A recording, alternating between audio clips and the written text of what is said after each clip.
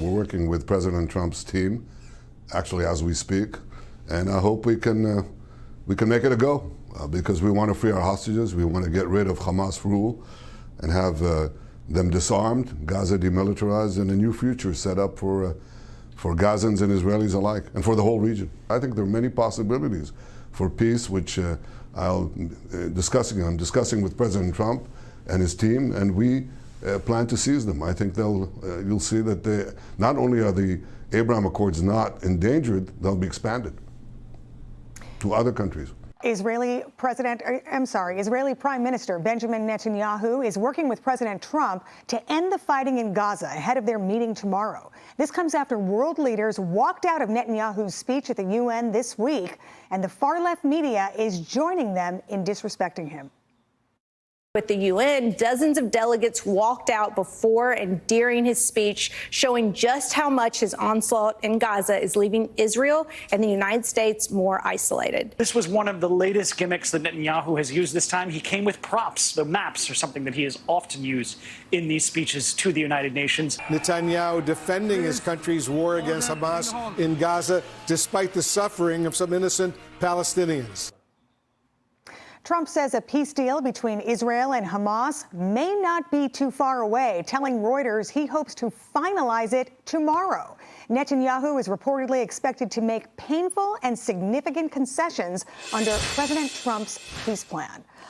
Jason, what do you think about this? It sounds like we're on the brink of something real happening, but Netanyahu may have to make some concessions. I think there's been a willingness to do that for a long time. I've visited with Prime Minister Netanyahu several times, dating back years, and he's always said that. But there's one condition that's unconditional, which is they need to recognize Israel's right to exist. Mm-hmm.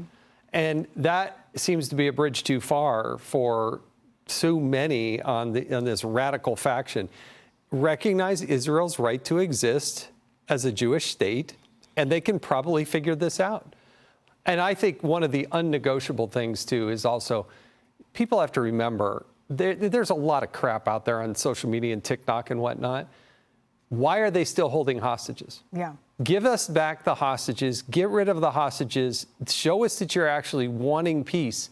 But it is unbelievable to me that there have been people who have been held hostage for years at this point. It is unbelievable.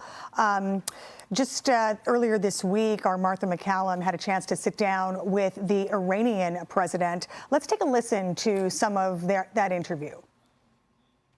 Is Iran committed to rebuilding what was destroyed during the attack? We have never sought anything other than a peaceful nuclear program. We will not tolerate a resumption of their efforts to build nuclear bombs to destroy my country and yours.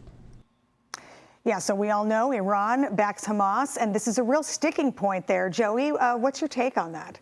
Yeah, I mean, I think Iran is all but a paper tiger on the world stage. I think that President Trump showed that when he bombed their nuclear facilities. I think they're a huge problem. They're a thorn in our side. I don't think they have as many people or as many countries coming to their rescue as maybe they thought a year or two ago, or at least as weak of a U.S. president.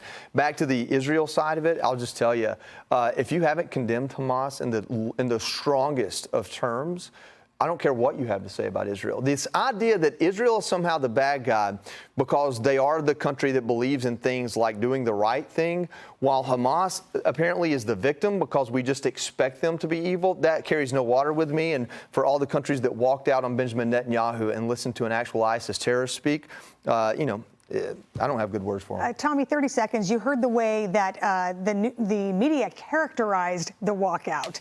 Right. What are your thoughts on that? Well, it's predictable. I think we all expected that. I was especially taken aback by Brian Stelter, I think it was, who said, oh, the gimmicks, the props that he's bringing out. That was necessary to show you yahoos what Israel has been up against. There was a part in Prime Minister Netanyahu's speech where he said, we have been fighting barbarism on all these different fronts, and you've been fighting us. Yeah. And we've had to go at it alone. Obviously not alone. The United States has been an ally, as we always have been. But all these other countries that want to recognize the state of Palestine and do this major PR for Hamas is essentially what it is. I find that so frustrating. and they've completely given in to that propaganda, and the social media has gone right along with it. It's very frustrating. Yeah, we hope something good comes out of this meeting tomorrow, and maybe the hostages will be released. We hope so. Hey, Sean Hannity here. Hey, click here to subscribe to Fox News YouTube page and catch our hottest interviews and most compelling analysis. You will not get it anywhere else.